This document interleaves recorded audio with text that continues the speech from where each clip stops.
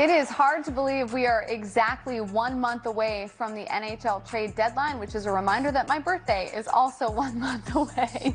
And yes, I'm going to mention it on this show, even though nobody asked. But it is time to start speculating about what teams could be doing, who they could be shopping, and who could be on the move in a month's time. So for more on that, we bring in NHL Network insider Elliotte Friedman. Elliotte, this year is unlike any other, so I'll start with a pretty basic question here. Should we expect some action a little bit earlier this year, considering all of the quarantine laws, especially between Canadian and American teams?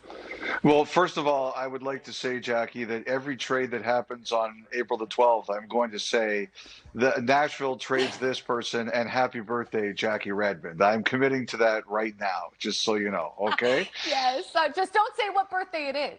That's all. No, hey, I know. I understand the rules. I know how these all work. I do think, the Canadian teams have tried for some time now to see if there could be anything done with the quarantine up here, which is now 14 days.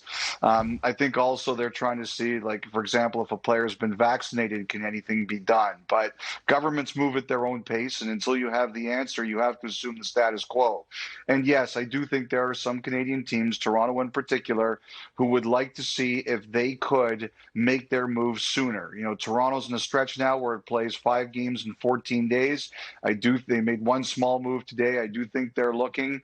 But the toughest thing right now, Jackie, is that there's not a lot of teams that can add money. There's not a lot of buyers. There's 20 teams, I think, in long-term injury. So to get deals done, teams are going to have to be creative. They might have to use a third team.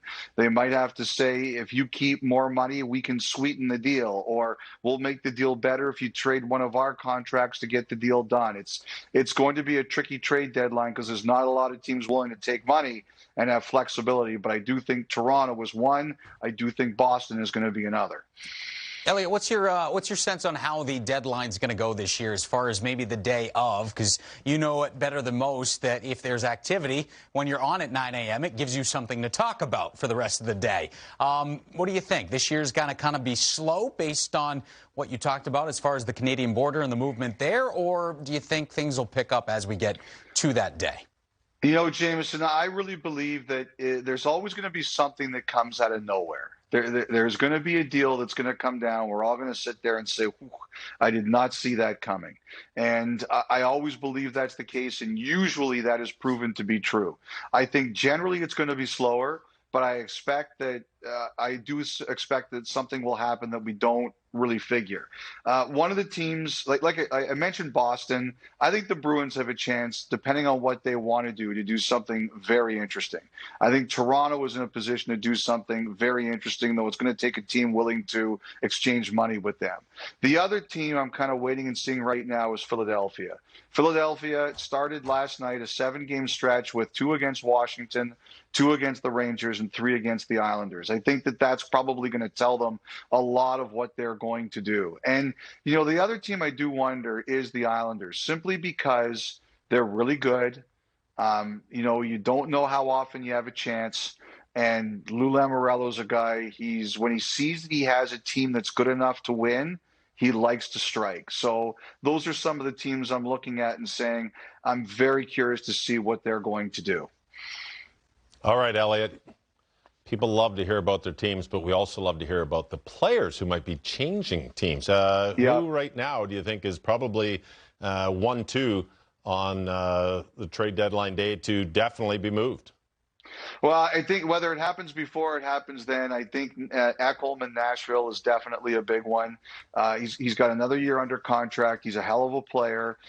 He's a defenseman. He's definitely a guy that I think, Nashville's asking a lot for him, and they should.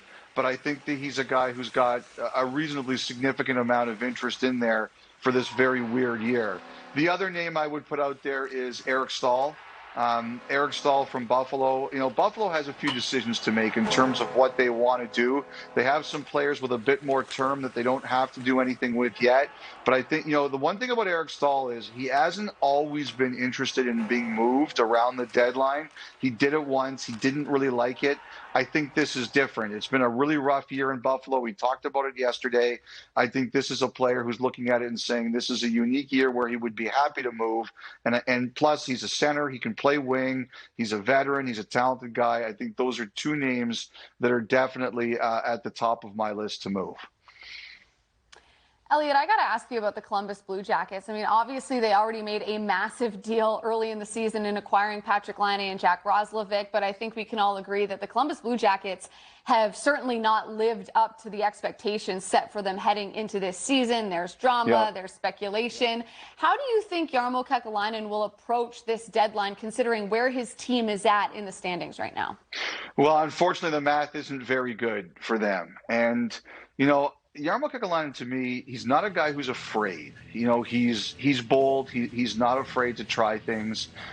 I do think, though, he's enormously disappointed in the way this year has gone.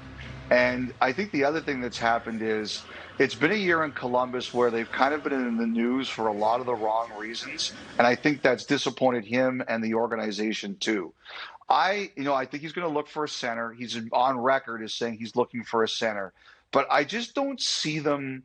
I think my guess is that he's going to take his time and really think about, okay, what went wrong and what do we have to do? Where are we going to go from here?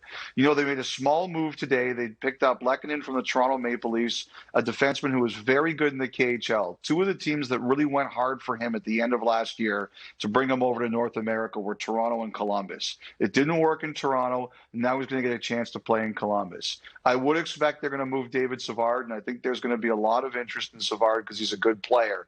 But the cornerstone pieces from Columbus, I think if he decides he has to make changes, Jackie, he's going to take his time and see what happens in the offseason. It's been a really emotionally disappointing year for them, and that's the worst time you can try to make a big trade sometimes. Elliotte, I want to ask how the 32nd team coming into the NHL, the Seattle Kraken, and the expansion draft coming up, does that have any kind of impact on these teams and these general managers coming up at the trade deadline? 100%, Jameson. You know, some guys boxed themselves into a corner with Vegas. They didn't like what they had to do, so they've been much more careful of that. I think the flat salary cap really helps Seattle. They're going to have some teams here that are going to be going to them and saying, how can you help us out? And that's going to be a big advantage to them. But, you know, I think one thing you might see is, you know, we just saw Jordan Binnington sign a big extension yesterday. I wonder how many we're going to see, because that affects players that you have to protect. And I wouldn't be surprised if there's some teams that say, you know what, we're going to wait on some of our unrestricted free agents that we're interested in bringing back because it can affect what we might have to do. And a guy like Ekholm, if he gets traded somewhere, it could affect what the acquiring team has to do in the expansion draft. So I do think the Kraken and their arrival is something that every team looks at when they consider what they're thinking of moving out and what they're thinking of bringing in. Like, for example, if Philadelphia brings in a player they have to protect, I think they're going to be very mindful that it's going to cost them somebody that they're going to have to move out.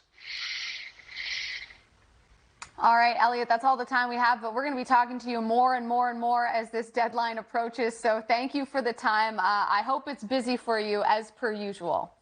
See, that's bad news for you guys, because as my wife always says, the less I talk to you, the more I like you. I like your wife. All right, have a good one, Elliotte. We appreciate you here on NHL Now. All right.